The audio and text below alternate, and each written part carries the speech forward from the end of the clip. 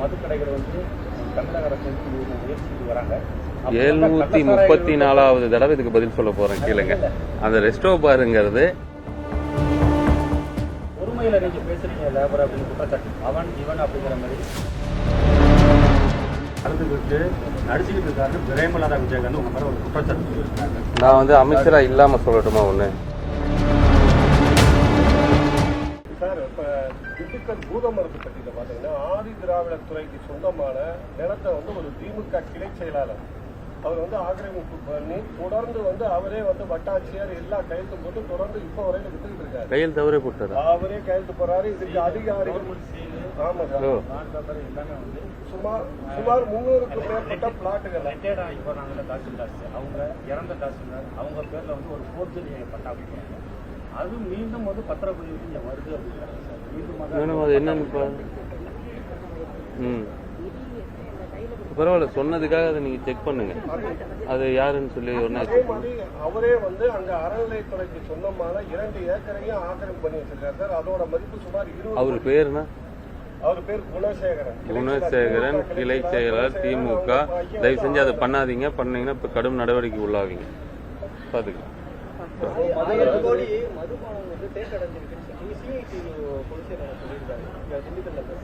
தமிழ்நாடு முழுவதும் பார்த்தீங்கன்னா 4000 மதுபான கடைகள்ல 10,000 கோடி மதிப்பிலான மதுபாட்டில் வந்து தேக்கம் அடைஞ்சிருக்குது அப்படின்னு சொல்றாரு. இப்ப இது இல்லாம நீங்க 52 கம்பெனிக்கு புதுசா கையெழுத்த போட போறேன்னா சரி, நானே என்ன முடிவு பண்ணல. அது இல்ல அப்படிதான் சொல்லி வந்தது.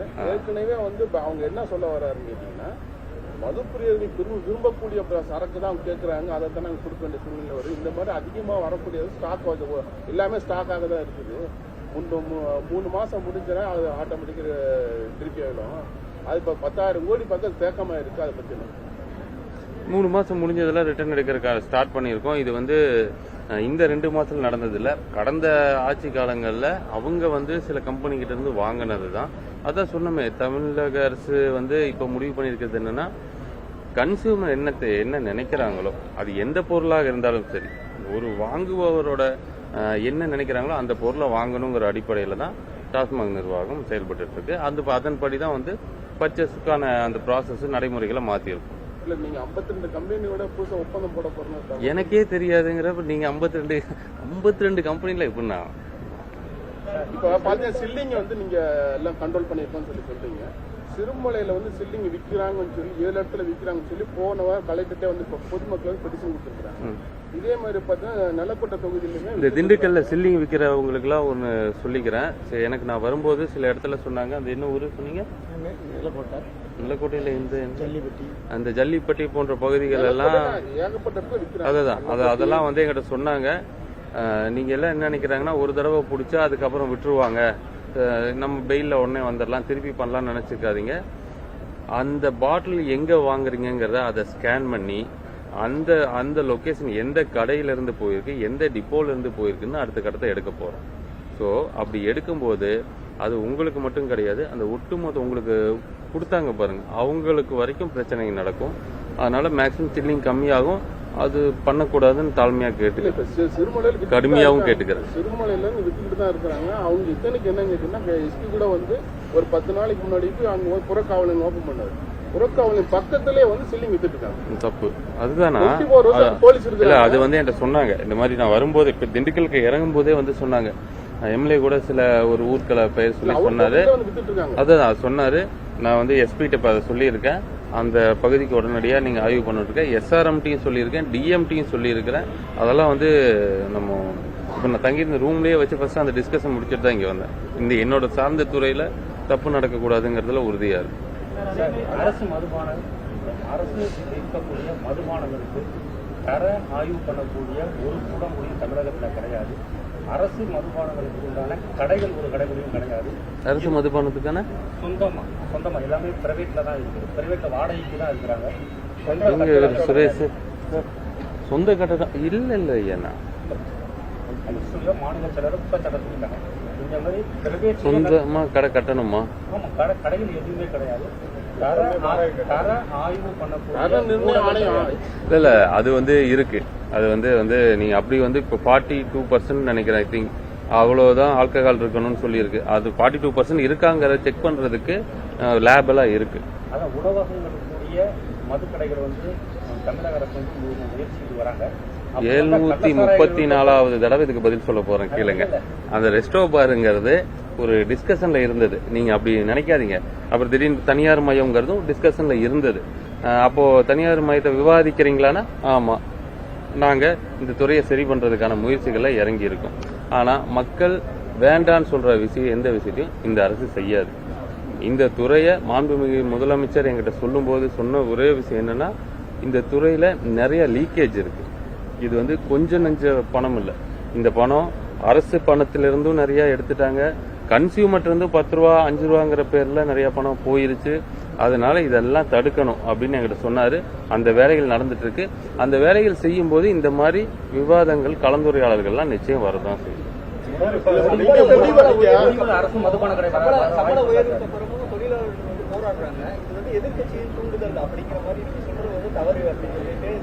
ஒருமையில நீங்க பேசுறீங்க லேபர் அப்படின்னு குற்றச்சாட்டு. நான் எப்ப பேசினேன்? அவன் இவன் அப்படிங்கிற மாதிரி டாஸ்மாக் ஊழியர் எனக்கும் என் ஊழியர்களுக்கும் அந்த பேசினவர் இருக்காருல்ல, அந்த வீடியோ பாத்தீங்கன்னா அதுல ஒரு 6வது நிமிஷம் அவரும் பேசியிருப்பாரு. இவன் எவ்வளவு கஷ்டப்படுறான்னு தெரியுமான்னு பேசியிருப்பாரு. இது வந்து ஒரு உரிமையில தன் சொந்த அண்ணன் தம்பி எப்படி பேசுவான்? அண்ணனா இருந்தாலும் பேச அந்த மாதிரி ஒரு அண்ணன் தம்பிகளுக்கு கலந்துரை. பட் அதான் அது மனது புண்பட்டு இருந்தா அது வருத்தம் தான். பட் ஆனா அது இன்டென்ஷன் கிடையாது. நீங்க எல்லாத்தையுமே அரசியலாவே பாக்குறாங்க, எல்லாத்துலயுமே அரசியல் பாக்குறாங்க.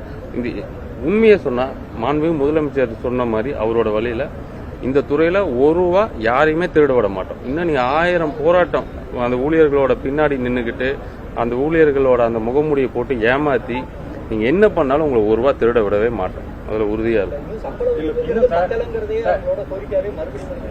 இதுதான் சொன்னேனே, நாங்க வந்தோம் அவங்க வந்து இதை வந்து 23 வருஷமா இந்த அந்த சொன்னீங்கல்ல 23 வருஷமா போராடி ஏதாவது வாங்கி கொடுத்துருக்கல. போராடி நீங்க 10 ரூபா வாங்குறது தான் நீங்க போராடி அவங்களுக்கு வெற்றியா கொடுத்துருக்கீங்க. அது சரியா? என்ன கேக்குறேன், அது சரியா? இவங்க போராடி 10 ரூபா வாங்குறதுக்கு இவங்களுக்கு உரிமை 10 ரூபா வாங்குற உரிமையை வாங்கி கொடுத்துருக்காங்க. அதுதான் போராட்டமா? அதுதான் தொழிலாளர்கள் செய்யக்கூடிய நல்லதா? நீங்க என்ன பண்ணியிருக்கணும்? அந்த 23 வருஷத்துல காலமுறை ஊதியம் வாங்கி கொடுத்துருக்கலாம், அல்லது நிரந்தர பணியை வாங்கி கொடுத்துருக்கலாம். அப்ப ஏன் பண்ணல? அப்போ நீங்க உங்க நோக்கம் அது கிடையாது. உங்க நோக்கம் என்னன்னா, திருப்பி அந்த 10 ரூபாய் எப்படியாவது அரசே மறைமுகமா நான் சொல்லணும், நீங்க வாங்கிக்கோங்க பரவாயில்ல நான் கண்டுக்க மாட்டேன்னு சொல்லணும். நான் சொல்லவே மாட்டேன். இது தடுக்கிறதுக்கு என்னென்ன வழியோ எல்லாமே செய்யத்தான் போறோம். அப்புறம் அந்த சம்பள உயர்வுக்கு வரும் பாருங்க, அந்த சம்பள உயர்வு இப்ப இருக்க நிதி நிலைமை பரவாயில்ல இருந்தாலும் இந்த ஊழியர்கள் அந்த அவங்க சொன்னாங்க 14,000 ரூபாய் வாங்கிட்டு இருக்காங்க. அது பத்தாதுன்னு சொல்லி தான் முதல் கட்டமா 3,500 ரூபாய் இருந்து 5,000 ரூபாய் வரைக்கும் கொடுக்கறதுக்கு வந்தோம். இது முதல் கட்டம் தான். நீங்க இதுதான் முடிவுன்னு எப்படி நினைச்சுக்குவீங்க? இது முதல் கட்டம். படிப்படியா நீங்க சொல்றாங்களா, படிப்படியா இது எல்லாத்தையும் செயல்படுத்தப்படும். சேர்த்து வாங்கினான்னு சொல்லி நீங்க ஊழியர்ல சஸ்பெண்ட் பண்ணிட்டீங்க, சூப்பர் சஸ்பெண்ட் பண்ணிட்டீங்க. ஆனா இது வரைக்கும் அதிகாரி மேல எந்த நடவடிக்கையும் எடுக்கல. எந்த அதிகாரி சொல்லுங்க? டிஎம் மாத்தியாச்சு. இல்ல அவங்க என்ன சொல்றாங்கன்னா சூப்பர் வரைக்கும் இல்ல நடவடிக்கை. புது டிஎம் வந்துட்டாருன்னா அதுக்கு மேற்கொண்டு இருக்கவங்கள எந்த அதிகாரியுமே நடவடிக்கை இருக்கிறவங்க திமுக ஆட்சியில வந்து ஊழல் பண்ணாங்க டாஸ்மாக்ல அப்படின்னு சொல்லி தான் இருந்தாங்க. ஆனா டிவிக்கு கவர்மெண்ட் வந்ததுக்கு அப்புறம் அந்த அதிகாரிகள் மேல நடவடிக்கை எடுக்காம ஊழியர்கள் மேலதான் பழிவாங்கும் படம் நடந்துகிட்டு இருக்கு. உங்களுடைய கோரிக்கை நிறைவேற்றப்படும். போராட்டத்தை வந்து நீங்க வந்து எதிர்கட்சி தூண்டுதல் பேரில் நடத்துறாங்க அப்படின்னு சொல்லி சொல்லியிருக்கீங்க.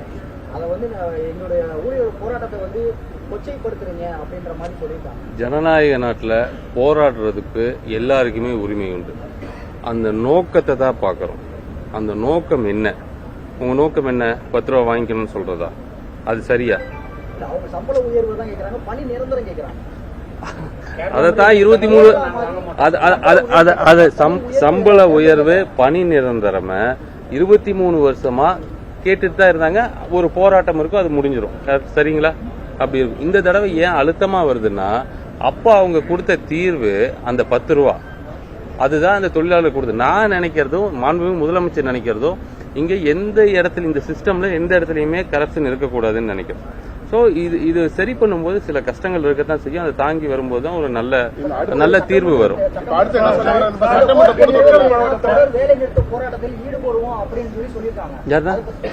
பொதுச்செயலாளர் பேட்டி கொடுக்கும் என்ன சொல்லியிருக்காங்க? யாருன்னா? அதாவது சிஐடியு மாநில பொதுச்செயலாளர். அது எனக்கு எங்க அண்ணன் தான். நான் கண்டிப்பா பேசி அதை சரி என்ன சொல்லியிருக்காருன்னு கேட்டீங்கன்னா, இப்ப எங்களுக்கு தொகுப்பு காலமுறை ஊதியம் ஒன்று வேணும், அடுத்தபடியா வந்து அவங்களுக்கு பணி நிரந்தரம் பண்ணணும்னு சொல்லியிருக்காரு. இந்த கோரிக்கையை வந்து சட்டமன்ற கூட்டத்தொடரில் தமிழக முதல்வர் அறிவிக்கணும்னு சொல்லியிருக்கு. இல்லைன்னா அடுத்த கட்டமா நாங்க வந்து காலவரத்து வேலை போட நிச்சயமா அண்ணனை கூப்பிட்டு நானே பர்சனலா பேசி சூழல்லாம் சொல்லி புரிய வச்சு நல்ல ஒரு முடிவுக்கு வருவோம். கல்குவாரிகள் வந்து இப்ப வரையில அனுமதி இல்லா கல்குவாரிகள் அதிகம் நடந்துகிட்டு இருக்கு. அதே மாதிரி நீங்க கோயம்புத்தூர் போறப்பயே பார்த்திருப்பீங்க, மலைகளை இன்னும் முளைச்சுக்கிட்டு இருக்காங்க நம்ம ஒட்டஞ்சத்திரம் பக்கத்துல. இதுக்கெல்லாம் எப்படி அனுமதி கொடுக்கறாங்க? அதே மாதிரி அரசு கொடுத்த நிர்ணயத்தோட அதிகபட்சமா வெளியிட்டு இருக்காங்க. இவங்க மேல என்ன மாதிரியான நடவடிக்கை தற்போது வரை திண்டுக்கல் மாவட்டத்தில் இல்லை? இப்போ ஏடி மென்ஸ் புதுசா வந்திருக்கிறாரு, இப்பதான் பார்த்தோம். அவர்கிட்ட சொன்ன இன்ஸ்ட்ரக்ஷன் என்னன்னா, நான் மட்டும் இல்ல அந்த கன்சர்ன் மினிஸ்டரும் மரியாதைக்குரிய மாண்புமிகு டி.கே. பிரபு கூட என்ன சொல்லியிருக்கிறாருன்னா, மாண்புமிகு முதலமைச்சரோட உத்தரவு எங்கெங்கெல்லாம் இந்த மாதிரி முறைகேடா கனிம வளங்கள் திருடுறாங்களோ அல்லது அனுமதிக்கப்பட்ட அளவுக்கு மேல எடுக்கிறாங்களோ அதை எல்லாத்தையும் உடனே தடுத்து நிறுத்தணும். எவ்வளவு நடவடிக்கை எடுத்திருக்கோம் நீங்க பாத்துருக்கீங்கன்னு நினைக்கிறேன். வரோம் அப்படியே வந்துடுறோம். கிராமம் வந்து அதிகபட்சமா எடுக்கிறாங்க. இதுல வந்து நிலக்கோட்டை தொகுதியில இரவு நேரங்கள் அதிகபட்சமா எடுக்கிறாங்க. இல்ல, நிலக்கோட்டை எம்எல்ஏ வந்து என்கிட்ட சொன்னாரு, அந்த பகுதியில வந்து மணல் வந்து இந்த மாதிரி எடுக்கிறாங்கன்னு சொன்னாரு. அந்த சொன்னதையும் நான் இப்போ எஸ்பிட்ட வந்து சொல்லியிருக்கேன். அதுவும் சார் இந்த மாதிரி அந்த பக்கம் நடக்குதுன்னு தனியாக ஸ்பெஷல் டீம் போட்டு வேகமா வரீங்க. டிவிக்கு அரசுல அரிசி விலை இப்பொழுது 40 ரூபாயிலிருந்து 50 ரூபாய் ஏறி காவிரி கூட்டு வந்து நாங்கள் கொடுக்க மாட்டோம் சொல்லி கர்நாடகா கவர்மெண்ட் சொல்லி இருக்கிறாங்க. இன்னைக்கு டன்னுக்கு 15,000 கோடி இருக்குது.